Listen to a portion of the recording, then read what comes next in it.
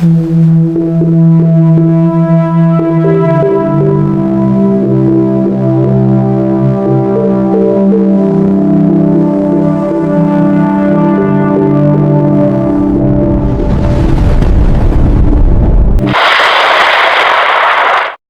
araw po sa inyong lahat. Narito na po ang pinakabagong update tungkol sa lagay ng panahon ngayong Miyerkules ika-14 ng Enero taong 2026. Tungkol sa low pressure area, possible na bagyong Ada. Ang low pressure area na ating sinusubaybayan ay kasalukuyang stationary o hindi gumagalaw sa kasalukuyang lokasyon, ngunit patuloy pa rin itong nagkakadevelop. Hindi natin maalis ang posibilidad na ito ay maging ganap na bagyo sa anumang oras, at kung sakaling mangyari, ito ay tatawaging bagyong Ada, ang unang bagyo ng taong 2026. Batay sa pinakabagong outlook, bahagya na itong lumihis sa ating kalupaan na magandang balita dahil mababawasan ang epekto nito. Gayunpaman, dahil ang sentro nito ay dadaan sa karagatan, makakaranas pa rin tayo ng bagsong hangin, maulap na kalangitan, at pag-ulan habang ito ay lumalapit sa silangang bahagi ng Mindanao, patungong silangang bahagi ng Visayas at Bicol Region. Kung sakaling umabot ito sa kategorya ng tropical depression, magdudulot pa rin ito ng pag-ulan at maulap na kalangitan sa silangang bahagi ng bansa. Batay sa pinakabagong satellite image, hindi tayo dadaanan ng sentro ng bagyong Ada, ngunit maaari pa rin itong bahagyang lumapit muli sa bansa dahil sa pagbuo ng frontal system. Ang sistemang ito ay maaari ring magdulot ng masamang panahon, kabilang ang pag-ulan na maaaring magbunga ng localized flooding sa mababang lugar at pagguho ng lupa sa kabundukan. Bukod pa rito, ang ating mga meteorologists ay patuloy na nagmamasid sa bagyong Ada at ang frontal system. Sa mga susunod na 24 hanggang 48 oras, inaasahang lalakas pa ang pag-ikot ng mga hangin sa paligid ng mga sistemang ito, na maaaring magdulot ng mas malawak na sakop ng pag-ulan sa mga rehiyon na malapit sa kanilang landas. Hindi rin natin maalis ang posibilidad na ang dalawang sistema ay mag-ugnayan, na maaaring magpabago muli sa direksyon at lakas ng bagyo o ng mga pag-ulan na dadating sa ating bansa. Lagay ng panahon sa Luzon. Silangang Luzon, Bicol Region, Cagayan Valley, Babuyan Group of Islands, Batanes, Isabela, Quirino. Aurora, Quezon, Nueva Ecija, dahil sa epekto ng hanging amihan, bahagyang maulap sa umaga, maaliwalas sa tanghali, ngunit tataas ang tsansa ng pag-ulan sa hapon at gabi. Ang mga lugar tulad ng Camarines Norte, Camarines Sur, Albay, Catanduanes, Sorsogon, at Masbate ay makakaranas ng kalat-kalat na pag-ulan. Tandaan na ang pag-ulan ay maaaring makarating lamang sa ilang bahagi at hindi sa buong rehiyon. Sa mga lugar na malapit sa baybayin tulad ng Catanduanes at Eastern Samar, maaari ring maramdaman ang mas malakas na hangin na umaabot sa 30 hanggang 40 kilometro kada oras habang lumalapit ang sistema. Iba pang bahagi ng Luzon, papabuti ang lagay ng panahon, maaliwalas sa umaga at mababang tsansa ng pag-ulan, bagamat bahagyang maulap na may thunderstorm sa hapon.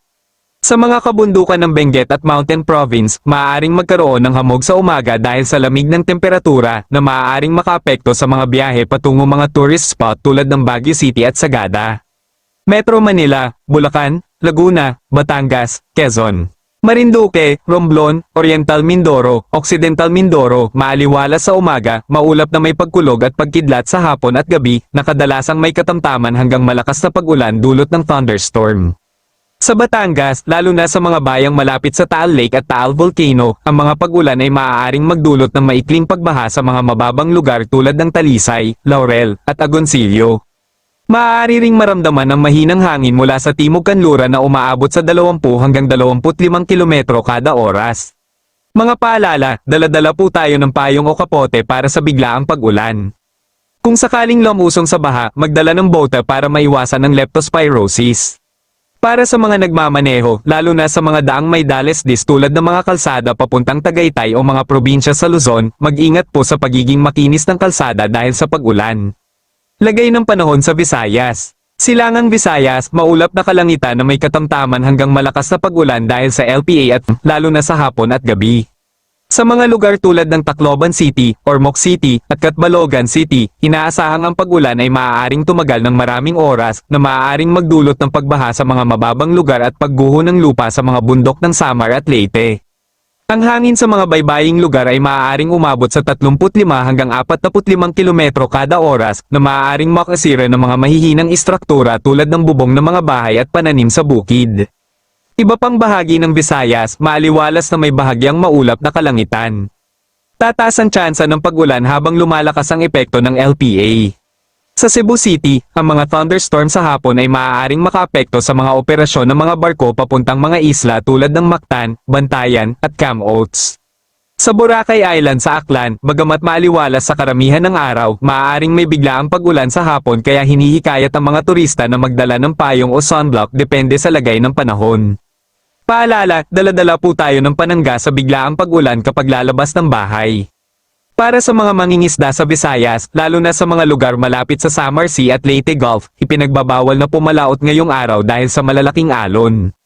Lagay ng panahon sa Mindanao. Silangang Mindanao, Dinagat Islands, Surigao del Norte, Agusan del Norte, Agusan del Sur, Surigao del Sur, Davao Oriental, Compostela Valley, Davao, Davao del Sur, Davao Occidental, mag-ingat po sa biglaang buhos ng ulan dulot ng LPA at maaaring mangyari ang localized flooding sa mababang lugar at pagguho ng lupa sa kabundukan.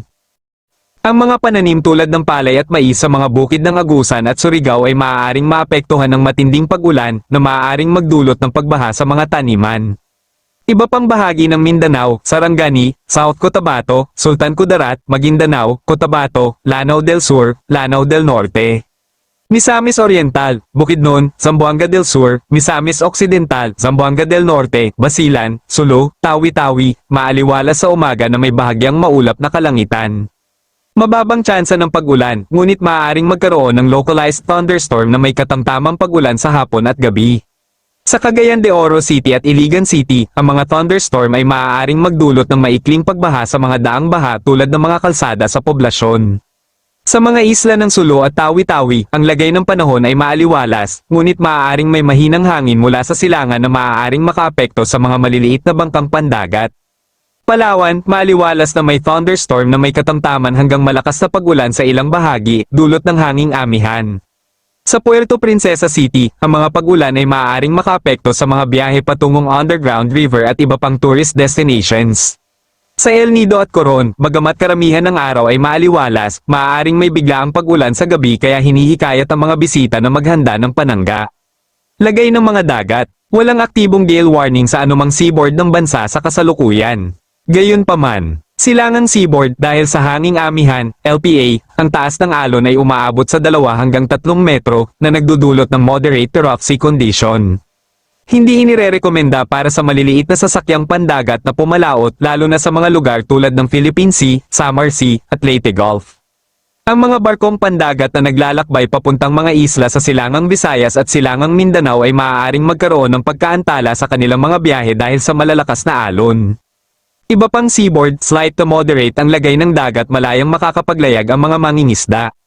Sa West Philippine Sea, ang taas ng alon ay umaabot lamang sa 1 hanggang 1.5 metro na ligtas para sa mga malalaking barko at mga bangkang pangisda na may sapat na laki. Sa Moro Gulf at Celebes Sea, ang lagay ng dagat ay mahinahon, ngunit maaaring magkaroon ng bahagyang pagtaas ng alon sa hapon dahil sa lokal na hangin. Paalala sa mga mangingisda, laging suriin muna ang lagay ng dagat bago pumalaot. Maging handa rin sa mga babala, mga karagdagang paalala at patnubay. Mga lugar na nasa mababang antas, laging handa sa posibleng pagbaha.